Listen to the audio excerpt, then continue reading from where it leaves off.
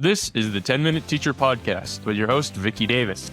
So excited today. We have Richard Culatta. He is the CEO of ISTE and ASCD. He has also previously created the National Education Technology Plan here in the U.S. He's worked to expand broadband access to all the K-12 schools in the U.S. and was director of the U.S. Department of Education's Office on Education Technology.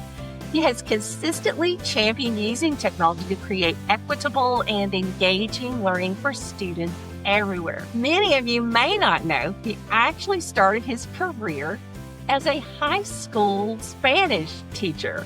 So, Richard, it's a long way from that first Spanish class, huh? It is. Although I have to be honest, there are a lot of days where I say, I feel like I'm actually a high school teacher that's just in the wrong place and I really need to go back to what I'm qualified to do. There are moments where I feel like I'm still more comfortable being in a classroom than I am being in the meetings that I get brought into. Well, some of my favorite questions are when you go to schools, you're always questioning. When you walk in, they're just going to try to show you the best and the greatest and the highlight. But you're always questioning, is this what we need to be doing? One of those questions right now as we're entering the age of AI, I love your quote about assessments, like did ChatGPT kill assessments? I don't know if you want to share that one, but let's talk about that for a minute. Where are we going wrong and where do we need to steer to? Assessments and cheating around AI is such a hot topic, and it's so interesting when you have a technology that shines light on something that has been dysfunctional for a long time. I think it's interesting. The way we've tested kids, right, the way we assess learning has been broken for a very, very long time. And ChatGPT or Gemini or Copilot or whatever tool you use, AI didn't suddenly break assessments. It's just shined a light on the fact that we've had assessments broken for a long time. I do think that's one of the best things that could come out of this, though, is a chance for us to realize that maybe we should do something about it, right? There's some great research, Vicki, that I know you're aware of from some friends of ours at Stanford University that have tracked cheating over many years. And one of the things that they've noted is that the rate of cheating in schools did not change significantly. In fact, statistically didn't change at all from before or after the availability of AI tools. There's always been a high rate of cheating in U.S. schools. It's just that now we suddenly care about it. Right now we suddenly are like, we got to do something about it. Okay, well, the cheating hasn't really gone up, but if this is an excuse for us to actually fix broken assessments, then awesome. For me, teaching AP Computer Science Principles, which is sort of my flagship class, it really opened my eyes to everything that students turn in. Hey, let's talk about it. Let's bring it up on the interactive whiteboard. Let's have discussions and dig deeper and really see, do we understand it? But that's so different from the model of, okay, let's just all check it off and grading is kind of separate from class. It's just different, isn't it? Educators around the world having to struggle with this adjustment.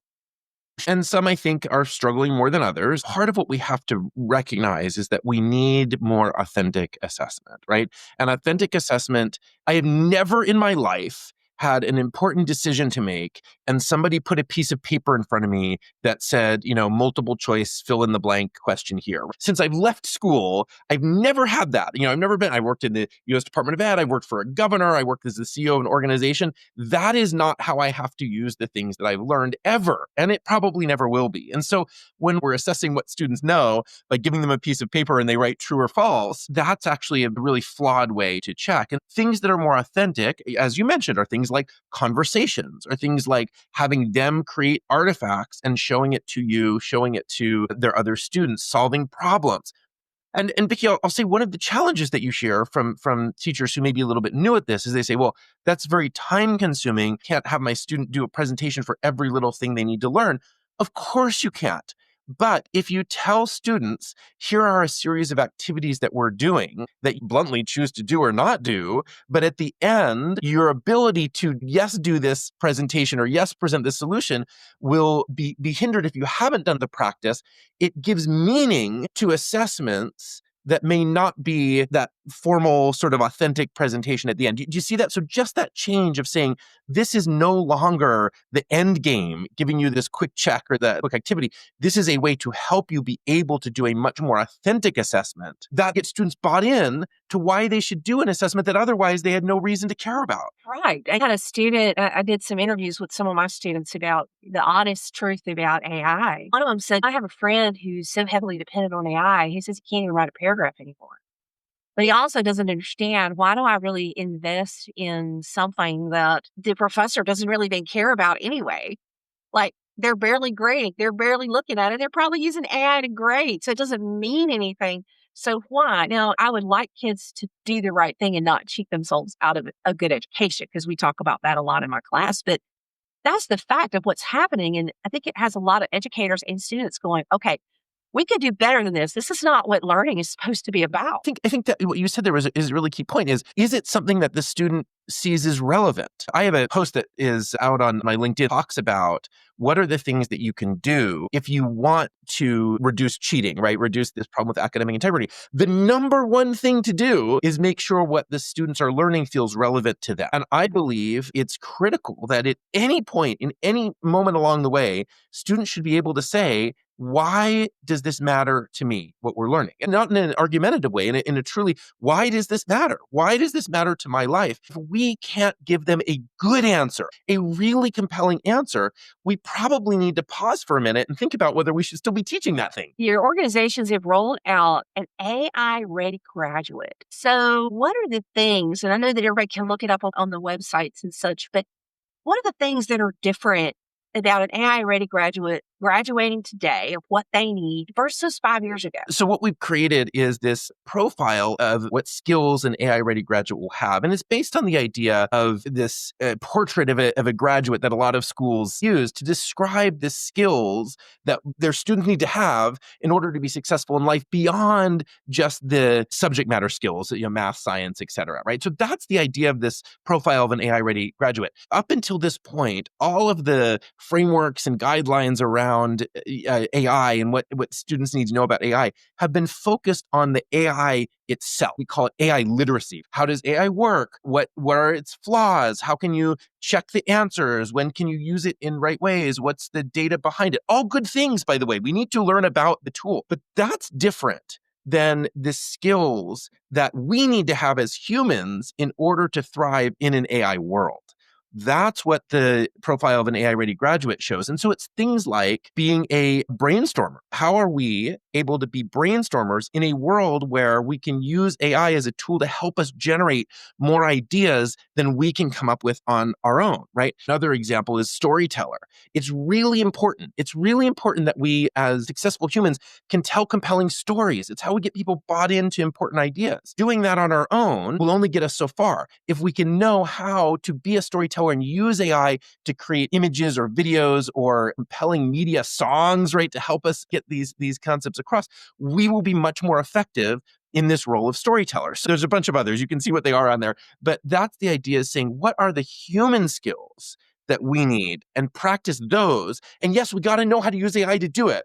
But this is not about knowing how to use AI. It's about knowing how to be the type of people that we need and how AI can help us be better at being human. Yes, and like a lot of folks, I'm still getting my arms around it so that I can adjust. I take the ISTE standards and I align everything I do in all my courses with ISTE standards. And I know you like to hear that. But one of the pieces that I struggle with, so we keep hearing reports of bias. So these researchers went and we're using ChatGPT in this example as a career advisor, and they had these profiles. So basically, ChatGPT with memory knew what was the gender and what was the race of this person. And it was recommending lower salary ranges for women and minorities than for white males.